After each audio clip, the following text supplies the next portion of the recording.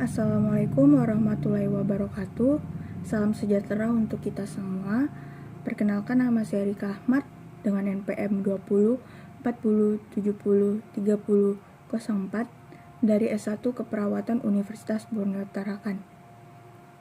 Pada video kali ini saya akan menyelesaikan tugas dari mata kuliah Pancasila yang dosen pembimbingnya yaitu Pak Martin, yaitu dengan membuat video pembahasan pemateri tentang kedudukan dan fungsi dalam Pancasila.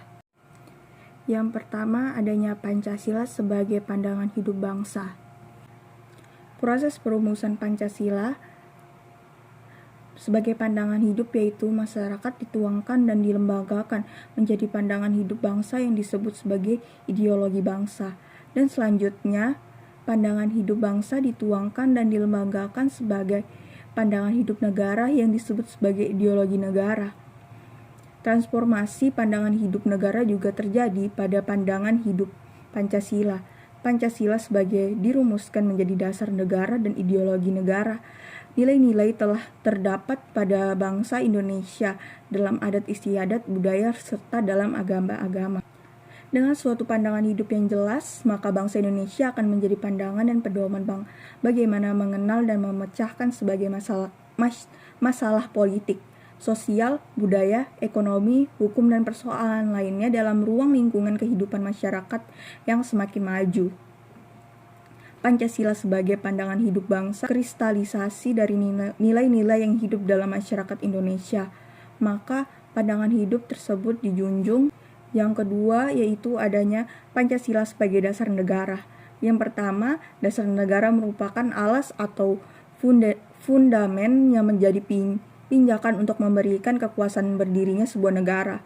Yang kedua, sebagai dasar negara, Pancasila merupakan suatu asas kerohanian yang meliputi suasana kebatinan atau cita-cita hukum sehingga merupakan sumber nilai normal serta akidah baik normal maupun hukum negara.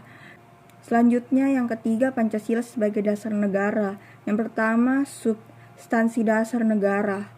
Terdapatnya bermacam-macam dasar negara sebagai liberalisme, sosialisme, komunisme.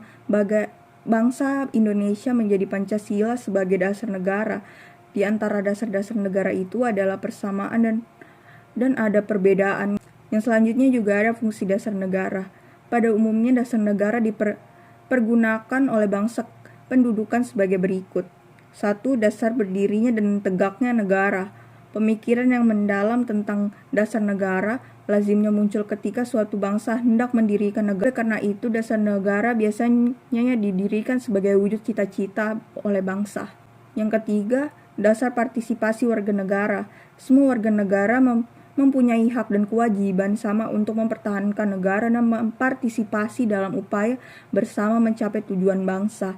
Yang keempat, dasar pergaulan antara negara. Dasar negara tidak hanya menjadi dasar perhubungan antar warga negara. Selanjutnya yang keempat, Pancasila sebagai pemersatu bangsa. Dalam kehidupan yang beraneka ragam adat dan budaya, pada dasarnya setiap adat budaya telah mengamalkan kelima unsur Pancasila dalam kehidupannya sehari-hari, yaitu yang bisa kita sampaikan dalam kehidupan yang beragama telah mengamalkan juga sila kelima unsur Pancasila dalam kehidupan sehari-hari. Setiap agama di Indonesia pada dasarnya mengajarkan berketuhanan, mengajarkan tentang kemanusiaan dan juga mewujudkan rasa persatuan dan keadilan. Selanjutnya yang kelima, Pancasila sebagai ideologi bangsa. Ideologi berasal dari kata ide atau gagasan, konsep pengertian dasar cita-cita atau logo ilmu. Kata idea berasal dari kata bahasa Yunani, yaitu bentuk atau melihat secara harfiah. Ideologi itu bisa kita simpulkan, ideologi adalah ilmu pengetahuan tentang ide-ide atau ajaran tentang pengertian dasar. Sedangkan pengertian ideologi secara umum adalah kumpulan gagasan-gagasan atau ide-ide, keyakinan, kepercayaan yang menyeluruhi dan sistematis, yang menyangkut dan mengatur tingkah laku sekelompok manusia tertentu dalam pelbagai bidang kehidupan yang menyangkut bidang politik, termasuk bidang-bidang pertahanan dan keamanan, bidang sosial, bidang kebudayaan, dan juga bidang keagamaan.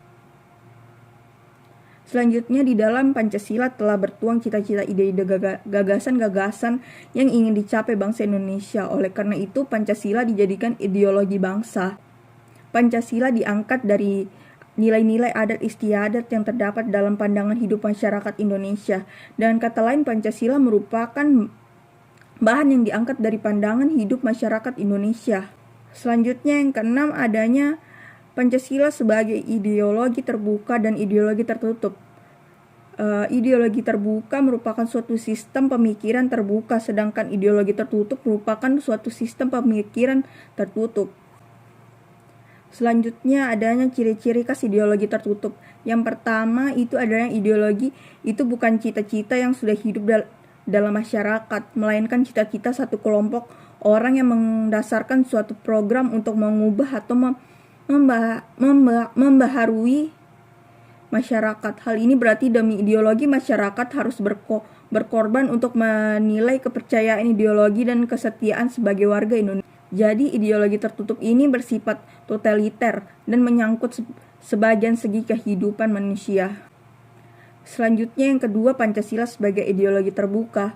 Pancasila sebagai ideologi terbuka adalah Pancasila bersifat aktual, dinamis, antisipatif, dan senantiasa mampu menyesuaikan dengan perkembangan zaman sebagai suatu ideologi terbuka. Pancasila memiliki dimensi. Yang pertama, dimensi idealistik.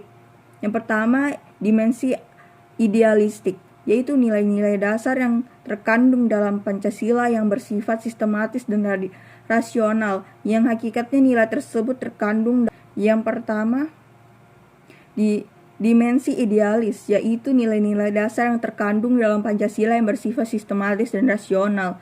Yang selanjutnya, yang kedua,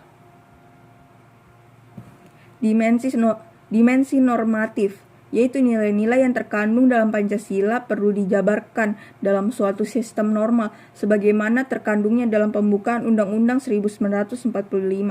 Yang ketiga, dimensi realistik, mencerminkan realistik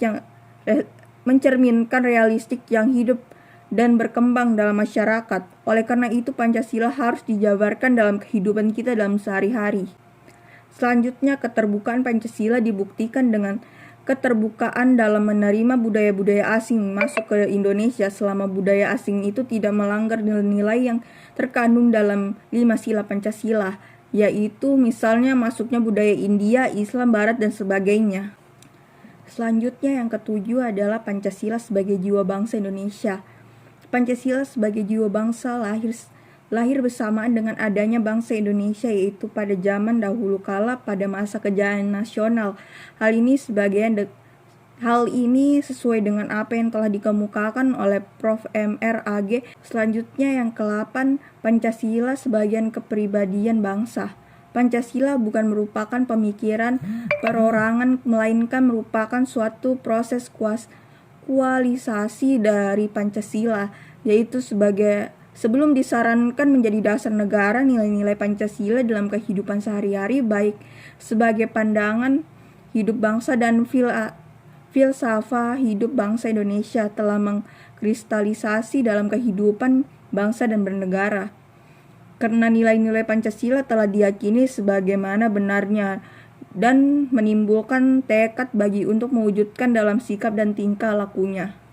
Selanjutnya, arti Pancasila lahir bersamaan dengan lahirnya bangsa Indonesia, merupakan ciri lahirnya bangsa Indonesia dan merupakan ciri khas bangsa Indonesia dalam sikap mental maupun tingkah laku sehingga dapat membedakan dengan negara-negara lain. Hal ini terungkap dalam sila-sila Pancasila. Yang pertama, dari dulu bangsa Indonesia sebagai manusia religius. Yang kedua, bangsa Indonesia dalam struktur sosial. Dan yang ketiga, cita-cita dan kesatuan tercermin dalam berbagai istilah seperti tanah air. Selanjutnya, yang ke-9, Pancasila sebagai perjanjian luhur. Artinya Pancasila telah disepakati secara nasional sebagaimana dasar negara tanggal 18 Agustus 1945. melalui sidang PPKI, Panitia Persiapan Kemerdekaan Indonesia.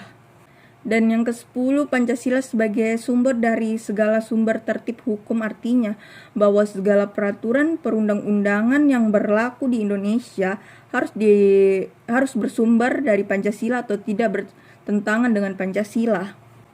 Yang ke-11, Pancasila sebagai cita-cita dan tujuan yang akan dicapai bangsa Indonesia, yaitu masyarakat adil dan makmur yang merata, menteri dan spiritual yang berdasarkan pada Pancasila.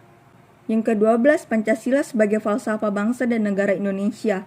Pancasila merupakan sarana yang ampuh untuk mempersatukan bangsa Indonesia, karena Pancasila adalah falsafah hidup dan kepribadian bangsa Indonesia yang mengandung nilai-nilai dan norma yang ada di bangsa Indonesia yang diyakini paling benar, adil, bijaksana, dan tepat bagi bangsa Indonesia untuk mempersatukan rakyat Indonesia. Yang ke-13, Pancasila sebagai pandangan hidup. Setiap manusia di dunia ini pasti mempunyai pandangan hidupnya masing-masing. Pandangan hidup adalah suatu wawasan penyeluruh terhadap kehidupan yang terdiri dari kesatuan rangkaian nilai-nilai luhur. Pandangan hidup berfungsi sebagai pedoman untuk mengatur hubungan manusia dengan sesama, lingkungan, dan mengatur hubungan manusia dengan Tuhannya. Yang ke-14, Pancasila sebagai pemersatu bangsa.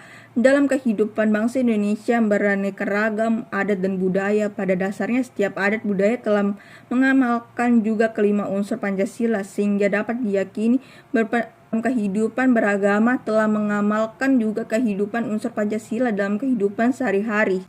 Setiap agama di Indonesia pasti dasarnya mengajarkan berketuhanan dan juga mengajarkan tentang kemanusiaan dan membutuhkan rasa persatuan dan keadilan.